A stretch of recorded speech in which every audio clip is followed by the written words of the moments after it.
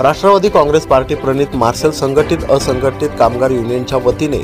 औद्योगिक वसाहतीतील truck component limited F8 ह्या कंपनीत युनियनची स्थापना करण्यात आली। या युनियनच्या माध्यमातून कंपनीतील कामगारांच्या समस्या सोडविणे, त्यांच्या हक्कासाठी लढा देणे आणि योग्य सुविधा उपलब्ध करून देण्यासाठी प्रयत्न केले जाणार आहेत।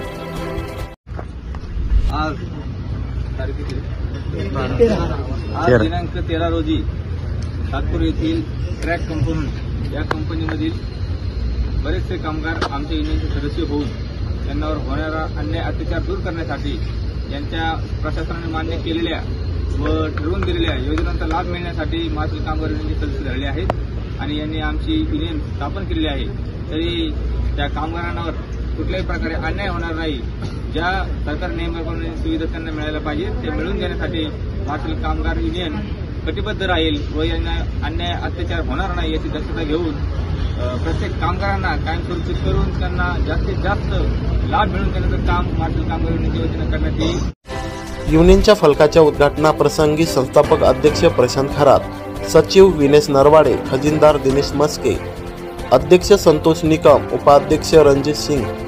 व राजेंद्र आहेर, खजिनदार रवींद्र गावित, चिटणीस भूषण देवरे, सरचिटणीस चेतन नंदन, सल्लागार अविनाश पवार तसेच सदस्य सागीर शेख, अक्षय दोभाडे, रवींद्र जाधव, अक्षय महाजन, ज्ञानेश्वर जमदाडे आणि परमेश्वर शहाणे